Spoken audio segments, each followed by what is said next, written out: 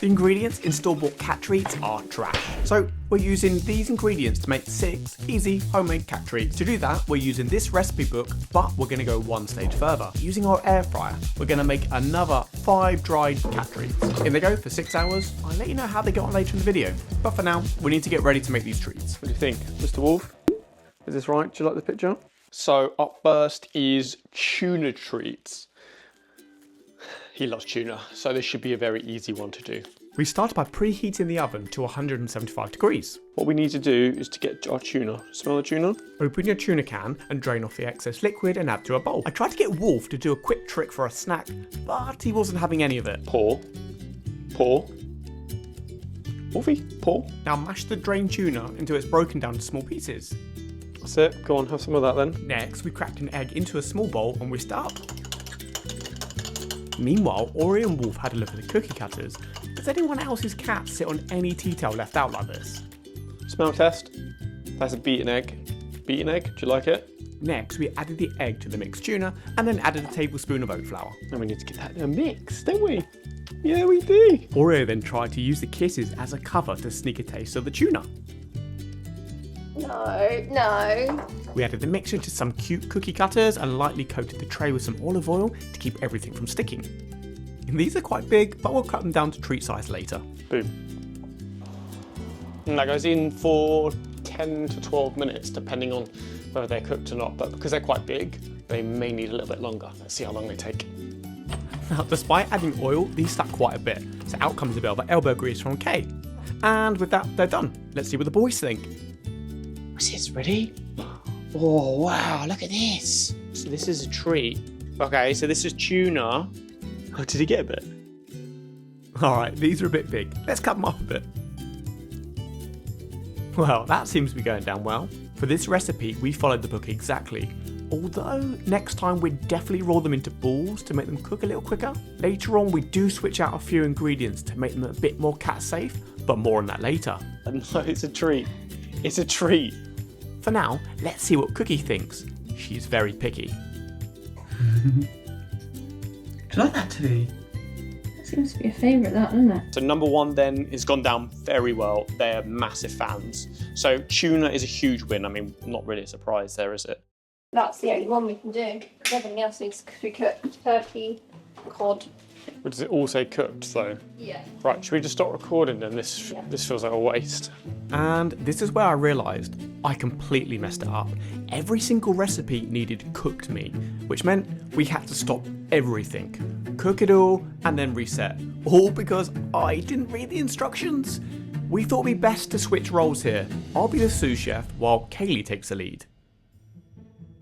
So our second treat then are these. These are salmon and pumpkin cut out in these cute little fish shapes. This recipe calls for tinned salmon, but we couldn't find any without any added salt, which is a no-go for cats. So we cooked our own and flaked it by pulling it apart with 2 forks. Then we added pumpkin, some oat flour, an egg, and some olive oil. Then, same as before, add the mixture to the cute cat cookie cutters. Mr. Wolf, can you explain to us what you're about to do? You can see the cookies are over there.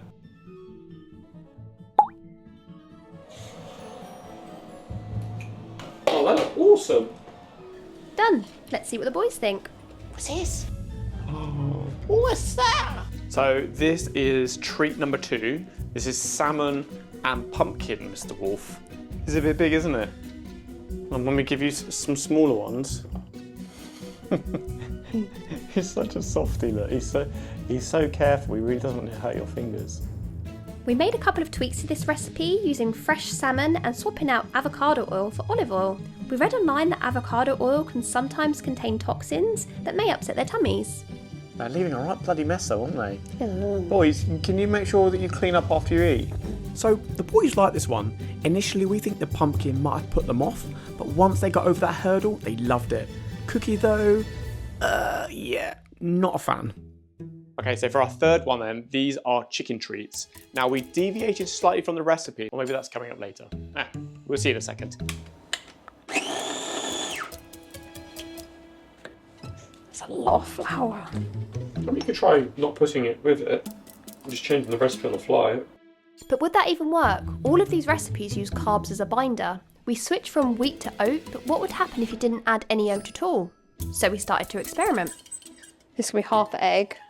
Let's do 30 grams of pumpkin. And then what? It was water, wasn't it? I'll just do 10 grams to start with. Let's see what that lands us with. Yeah, I mean, I don't really see what... That's not much different consistency, is it?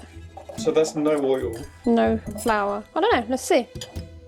Well, these look just like the last ones, but I guess it really depends on how they bake.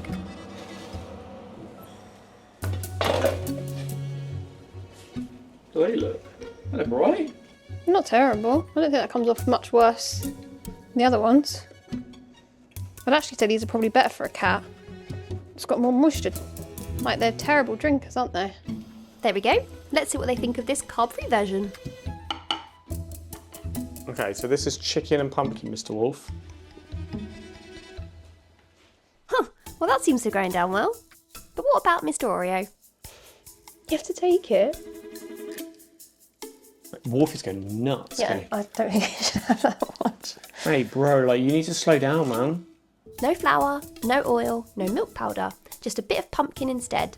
It baked perfectly, it's the healthier option, and our boys absolutely loved it. So don't be afraid to leave out ingredients you're not comfortable feeding your cat.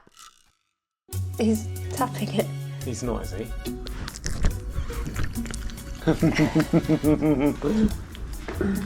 Does it go prone your way, mate?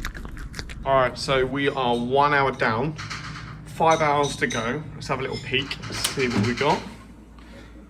Ooh. I'm not really sure why Kaylee started playing the steel drums in the middle of this, but the meat basically looks the same, just slightly browner. All right, let's get to the next treat. All right, so number 4, they look like they've got cat bum holes. So as the cat walks away, look, you can slightly see their bum hole. What an odd thing to say. So we actually deviated quite heavily from the recipe because there was no protein at all. But yeah, again, let's do a little smell test. Really, the only word for it is... We'll show how it's made, and then we'll show how whether Oreo actually likes it or not. The original recipe only had carrot, catnip and a lot of flour, so we added turkey to make it more cat friendly and used a small food processor to speed things up. Next, there was a surprise waiting for our cats in the tin of catnip. Hey, what's that? Oh, that's cool. God, that's gonna absolutely stink. You should go give it to Wolf. Putting small toys like this into catnip is such a good idea. The materials really soaked up all that smell, and as you can see, Wolf absolutely loved it. It's gone through the hole. We really liked that they threw in a free toy like that. Clearly, a brand that's thought about cats. Okay, back to the bake. In goes the catnip, flour, and a quick blend. Then we added an egg, some oil, and gave it a good mix. We then added the mixture to cookie cutters and popped them in the oven. These looked a bit squidgy when they first came out, so we gave them 5 more minutes. All right, so for treat number 4, we have turkey, catnip, and carrot. Now, Wolf wasn't sure on this one. He seemed to spend more time playing with it. Maybe that's the catnip? Oreo, on the other hand, seemed to really enjoy these. Look, you can even see Wolf in the background eating from his main bowl. So he was hungry, he just didn't seem to like these. Now, we heavily changed this recipe. We didn't like there wasn't any protein, so we added turkey. Also, we significantly reduced the amount of flour and oil. To be honest, if we made this again, we'd also just cut the carbs. Okay, so number 5 in our list are these weird mashed potato looking treats. So this is just cod and a few other things, which we'll show you in a second. Oh, he really likes them. He really does. Yeah, he does. It's nearly bigger than your face. For this one, we added cod, a bit of flour, and an egg to a blender. It looked a little dry, so we added a little bit of water. Yeah, that's perfect, right? We grabbed another cookie cutter and popped them in the oven. Now these ones stuck on the tray, but after leaving them to cool for a while, we were able to get them off easily. Okay, so this is treat number 5, boys. So this is cod treats. They're like little clouds, aren't they? So this one was by far and away the easiest and most loved by the boys. We will definitely be doing this one again. Also, we got a bit obsessed with their munching sounds. Anyone else, or is that just us being a bit weird?